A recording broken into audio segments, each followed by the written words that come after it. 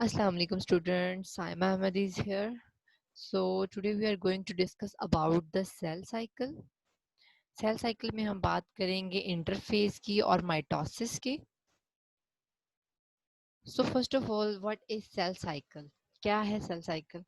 Scientists have identified a repeating cell cycle of events in the life of a cell. अब cell के अंदर cell की life में जितने इवेंट्स हो रहे हैं, repeated cycles of events, this cycle of events is called a cell cycle. मतलब सबसे पहले ये हमारे पास सेल साइकिल है जिसमें क्या है, G1 फेज हो रही है, G2 फेज हो रही है, M फेज हो रही है. M फेज के बाद आफ्टर दैट स्टार्ट में दोबारा फिर G1 फेज स्टार्ट हो जाती है, S phase, G2 and M phase division होने के बाद. नेक्स्ट हमारे पास है cell division. Every hour about 1 billion cells die and 1 billion cells are made in your body. हर घंटे में 1 बिलियन जो सेल्स जो हैं वो डाई होते हैं और 1 बिलियन सेल्स जो है नए बनते हैं. So part of the cell cycle includes making a new cell in a process called cell division. ठीक हो गया. नेक्स्ट हमारे पास है सेल साइकिल. ये हमारे पास है एक कंप्लीट सेल साइकिल जिसमें सबसे पहले क्या होता है, सेल की ग्रोथ होती है. क्या है हमारे पास, G1 फेज है जिसे हम रेस्टिंग फेज भी आगे कहेंगे. रेस्ट करेंगे सेल्स, फिर आगे सिंथेसिस फेज आएगी, एस फेज से फिर वो G2 फेज में जाएंगे. ठीक हो गया. ये G1, S और G2 फेज, ये सारी की सारी तीनों चीजें जो है इंटरफेज में आती हैं. All comes in interphase. Next हमारे पास जो है G2 फेज के बाद जो सेल है वो M फेज में एंटर हो जाता है. M फेज में क्या होता है, माइटोटिक फेज या माइटोसिस जिसमें होती है. माइटोसिस में फिर क्या होगा, सबसे पहले वो क्या होगा, प्रोफेज में जाएगा सेल डिवीजन की, फिर मेटाफेज में, फिर anaphase, telophase and after that cytokinesis होगी. साइटोकाइनेसिस में साइटोप्लाज्म की डिवीजन होगी. ठीक हो गया. साइटोप्लाज्म सेल, नया सेल बनने के साथ साथ इसकी कॉपी होने के सेल कॉपी बनने के बाद फिर सेल जो है दोबारा फिर G1 फेज में चला जाएगा. G1 फेज में के बाद S फेज में, S फेज के बाद फिर G2 फेज में, आफ्टर दैट फिर दोबारा M फेज में. इस तरह से नए सेल्स जो बनते जाएंगे वो दोबारा फिर एक साइकिल के फॉर्म में होते रिप्रोड्यूस करते जाएंगे. The cell cycle has four phases. Basically, cell cycle की four phases है: G1 phase, S phase, G2 phase and M phase. जिन्हें हम इन सारी phases को क्या कहते हैं, interphase. It comes in interphase. Okay. So interphase composed of G1, S and G2 phase, where cell spends most of its time, जहाँ पे cell अपना सबसे ज़्यादा time spend करता है, about 90%, often called the resting phase, या फिर इसे हम क्या कहते हैं, resting phase भी कहते हैं. But cell is not at rest. लेकिन सेल रेस्ट पे नहीं होता, कुछ अपने काम कर रहा होता है. Some get rest and some time वो वर्कआउट करता है. So cell is not dividing but it is active. Active होता है, डिवाइड नहीं होता. क्रोमोसोम्स, सबसे पहले हम क्रोमोसोम्स के बारे में पढ़ने जा रहे हैं. सेल्स की डिवीजन किस तरह से होती है, उसके लिए जो मेन बेसिक फंक्शन पार्ट होता है वो है क्रोमोसोम्स. सो क्रोमोसोम्स क्या है, chromosomes are stored in the nucleus. सारी सी बात है, हम सेल के अंदर न्यूक्लियस जो होता है उसके अंदर देखते हैं कि क्रोमोसोम्स होते हैं. क्रोमोसोम्स के ऊपर क्या होते हैं, डीएनए होते हैं. Every cell that contains a nucleus will have chromosome. ठीक हो गया. DNA, genetic information is stored on chromosomes, so that the coded information on chromosomes is called DNA या deoxyribonucleic acids, जिसके ऊपर सारी इंफॉर्मेशन होती है कि कौन सा फंक्शन परफॉर्म करना है, किस तरह से कैसे हर चीज बनेगी, प्रोटीन्स कैसे बनेंगी, सेल डिवीजन किस तरह से की, स्टैट वगैरह.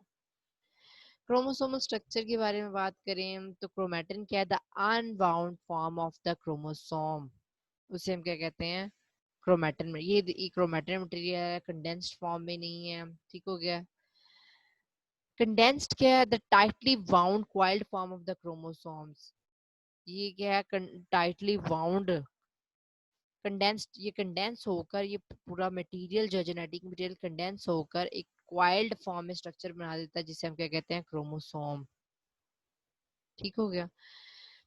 Chromosomes unwind when the cell is not dividing. जब सेल डिवाइड नहीं होते तब क्रोमोसोम्स जो होते हैं अनवाइंड करते हैं. Unbound chromosomes are available to be read by the cell's machinery. For example open book, the DNA is accessible. Though the cell can carry out the instructions coded in it, not visible under the microscope, लेकिन हम इसे microscope से नहीं देख सकते. Next हमारे पास जो है condensed chromosomes. Condensation occurs at beginning of the cell division. Condensed chromosomes are unable to be read. जब कंडेंस्ड फॉर्म में होते हैं तो उसको हम रीड आउट नहीं कर सकते. It must be like a closed book. जिस तरह से एक बंद पड़ी हुई किताब उसको हम रीड नहीं कर सकते. सो विजिबल अंडर द माइक्रोस्कोप, लेकिन माइक्रोस्कोप से हम इसे देख सकते हैं. Okay, the first one is the gap one phase. हमारे इंटरफेज में जो फर्स्ट फेज है उसे हम क्या कहते हैं, गैप वन. जो G1 फेज या फर्स्ट ग्रोथ फेज जिसे हम कहते हैं. Period of rapid growth. इसमें क्या होता है, इसमें रैपिड ग्रोथ होती है. New proteins and organelles are produced.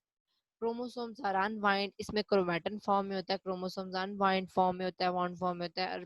Preparing for DNA synthesis, और अपने आप को तैयार कर रहा होता है. ये G1 फेज जो अपने आप को तैयार कर रहा होता है एस फेज में जाने के लिए. एस फेज क्या है, सिंथेसिस फेज. डीएनए की सिंथेसिस एस फेज में जाके होगी, अपने आप को प्रिपेयर करता है इस फेज में. जी zero phase. Cell leave cycles. इसमें क्या होता है, सेल साइकिल को लीव कर देता है. कैन बी टेम्परेरी और परमानेंट. थोड़ी देर के लिए या फिर टेम्परेरी या फिर permanent, but not necessary dead. For example neurons. मतलब ये G1 के बाद एक छोटी सी फेज आती है जिन्हें हम GO फेज या G0 फेज कहते हैं, जहाँ पे सेल जो है अपने आप को साइकिल से सेपरेट कर लेता है, परमानेंटली कर लेता है या फिर टेम्परेरी कर लेता है. ठीक हो गया, लेकिन डेड नहीं होता. फॉर एग्जांपल न्यूरॉन्स, जहाँ पे ये रेस्ट करता है और after that it enters into the S phase. checkpoints where a cell checks to make sure it is able to continue to the next phase. अब जो है सेल अपने आप को चेक करता है, it's able to continue for the next phase. मतलब ये नेक्स्ट फेज में जाने के लिए तैयार है. So it moves towards the G1 checkpoint. Cell size must be large enough. Environment must be suitable. Cell का size बड़ा होना start हो जाएगा. ठीक हो गया, according to their environment. Okay, G1 phase वही बात दोबारा. S phase and G2 phase. Okay, DNA synthesis और S phase. Cell makes a copy of its entire set of. अब सेल जो क्या है वो अपने आप की कॉपी बनाना स्टार्ट कर देगा अपने पूरे जेनेटिक मटेरियल की. ठीक हो गया. Why is this necessary? What would the chromosomes look like now? तो ये क्यों जरूरी है कि इसकी कॉपी बनाना, ये भी क्वेश्चन उठ सकता है. इसके अलावा ये what would the chromosome look like now? अब दोबारा कॉपी बनने के बाद कैसे क्रोमोसोम नजर आएंगे, किस तरह से, क्या उनके स्ट्रक्चर चेंज हो जाएगी, इनके बारे में भी इंशाल्लाह बात करते हैं. So duplicated chromosome. S phase में क्या होता है, क्रोमोसोम्स डुप्लीकेट हो जाता है. Chromosomes that have duplicated will have two sister chromatids. अब ये क्रोमोसोम हमारे पास एक था, अब इसके साथ डुप्लीकेशन भी आ गई है, उसका sister chromatid attach to the same centromere. एक ही सेंट्रोमियर के साथ, ये सेंट्रोमियर है, एक ही सेंट्रोमियर के साथ दोनों अटैच हो जाएंगे. Sister chromatids have identical genetic information. दोनों के पास क्या होगी, आइडेंटिकल सेम जेनेटिक इन्फॉर्मेशन होगी. मतलब ये पहले एक था ये वाला एक, लेकिन बाद में क्या हो गया, इसने अपनी कॉपी बना दी. एस फेज डीएनए सिंथेसिस, इसकी कॉपी बन गई साथ ही एस फेज में. ठीक हो गया. गैप टू और सेकंड ग्रोथ फेज क्या है, cell grows larger in size in preparation for cell division. G2 phase में क्या करता है, सेल अपने आप को लार्जरली ग्रो करता है और अपने आप को सेल डिवीजन के लिए तैयार करता है. Produce organelles and structures needed for the cell division. और इसके अलावा ऑर्गेनेल्स को प्रोड्यूस करता है, स्ट्रक्चर्स डिफरेंट अपने आप में डेवलप करता है ताकि वो सेल डिवीजन में एंटर हो सके. एग्जांपल है centrioles and nucleolus are duplicated. ठीक हो गया. नेक्स्ट हमारे पास क्या है, गैप टू फेज में ये है shortest part of the interphase. Gap two phase जो है इसका शॉर्टेस्ट पार्ट ऑफ इंटरफेस का, इंटरफेस का सबसे छोटा पार्ट है. ठीक है. After that it enters into the M phase. DNA is replicated. Cell size must be enlarged enough. Environment must be suitable. ठीक हो गया. ये इसका चेक पॉइंट है, देखता है कि साइज, सेल का साइज जो है वो लार्ज हो गया, ठीक हो गया, जितना साइज होना चाहिए नेक्स्ट पॉइंट में, नेक्स्ट फेज में जाने के लिए. एनवायरनमेंट सूटेबल है या नहीं. Next phase is the M phase. M phase में एंटर होगा, प्रोफेज में जाएगा, मियोसिस होगी, सबसे पहले माइटोसिस होगी, prophase, metaphase, anaphase and telophase के बाद फिर साइटोकाइनेसिस होगी.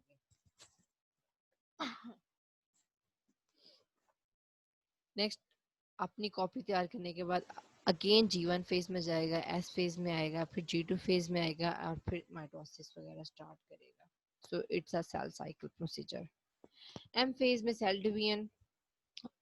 All of the cell energy is devoted to the process of cell division. M phase is divided into mitosis and cytokinesis. M phase जो है वो टू में divide हुआ है. सबसे पहले माइटोसिस होगी और फिर साइटोकाइनेसिस होगी. Why question is here? Why explain why the chromosomes would be condensed in the M phase? M phase में ये क्यों condensed हो जाते हैं? Inshallah we will discuss in discussion session. Mitosis क्या है? Mitosis fourth phase. अब इसमें PMAT याद रखना है. P stands for prophase, M stands for metaphase, A stands for anaphase and T stands for telophase. इसमें 4 phases होती है माइटोसिस में. Prophase, metaphase, anaphase and telophase.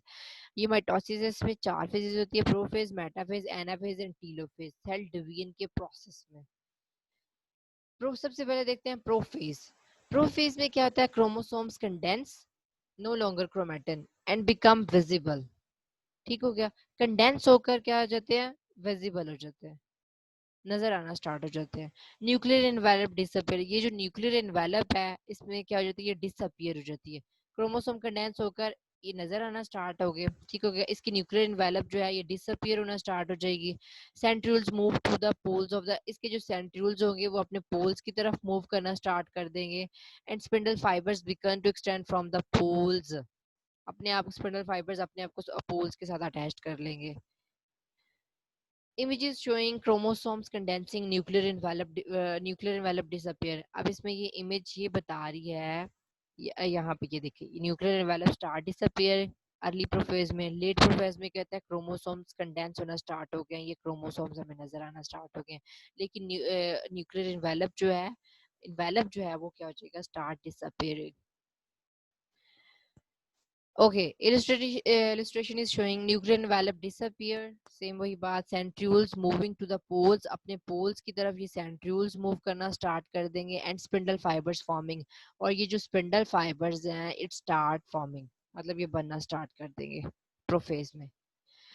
Second stage is metaphase. Metaphase में ये कहता है chromosomes line up. Chromosomes एक arrangement में एक line up हो जाएंगे. ठीक हो गया. Along equator centre of the cell. ये हमारे पास सेल है.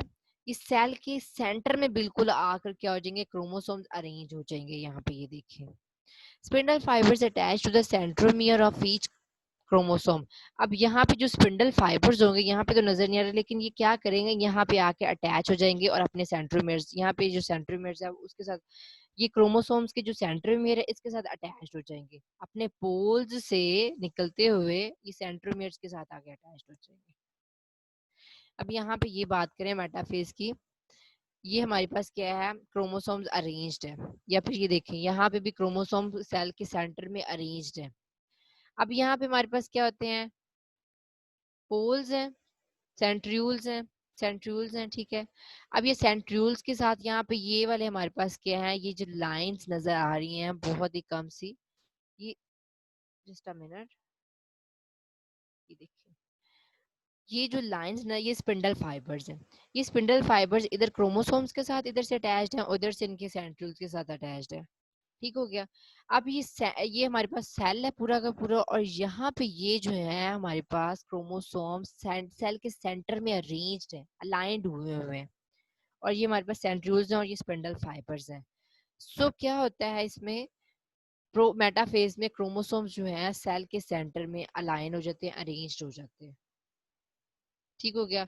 अगर हम मेटाफेज इन फिश एम्ब्रियो में देखें, एम्ब्रियो में देखते हैं तो ये हमारे पास सेल है, इसमें क्रोमोसोम्स क्या होता है? सेंटर में अरेंज होगी. इसमें भी क्या है? ये सेल है हमारे पास, क्रोमोसोम सेंटर में अरेंज होगी. इसमें भी सेल क्रोमो मतलब ये क्या हो जाता है? मेटाफेज एक ऐसी फेज है जहाँ पे क्रोमोसोम सेंट्रल इक्वेटोरियल पोजीशन पे आके अरेंज हो जाते हैं. नेक्स्ट हमारे पास जो फेज है वो है एनाफेज. इसमें क्या होता है? स्पिंडल फाइबर्स शॉर्ट हो जाते हैं ये spindle fibres, pulling the chromosomes to the opposite poles. अब यहाँ पे ये जो क्रोमोसोम्स थे डबल फॉर्म में, यहाँ पे ये सेंटर से ये सेपरेट हो जाएंगे और हर पोल जो है अपनी तरफ ये क्रोमोसोम्स को खींचना स्टार्ट कर देगा. ये अपनी तरफ खींचेगा, ये अपनी तरफ खींचेगा और इधर से ये वाला पोल जो है इसको अपनी तरफ खींचेगा, इन क्रोमोसोम्स को सेपरेट करना स्टार्ट कर देगा अपने पोल्स की तरफ। Sister chromatid separate at centromere and move to the poles. अब ये जो सिस्टर क्रोमैटिड्स थे दोनों मिलकर सिस्टर क्रोमैटिड्स बना रहे थे, ये क्या करना है स्टार्ट कर, इनके इनके जो सेंट्रोमियर है वो सेपरेट हो जाएंगे। ठीक हो गया, ये जो सेंट्रोमियर सेंटर्स में था, और ये जो क्या कहते हैं अपने पोल्स की तरफ क्या है मूव करना स्टार्ट कर देंगे, ये अपने पोल्स की तरफ और ये अपने पोल्स की तरफ मूव करना स्टार्ट कर देंगे। ठीक हो गया। It's all about today's lecture. इंशाल्लाह अभी नेक्स्ट लेक्चर में डिस्कस करते हैं अगली स्टेजेस को।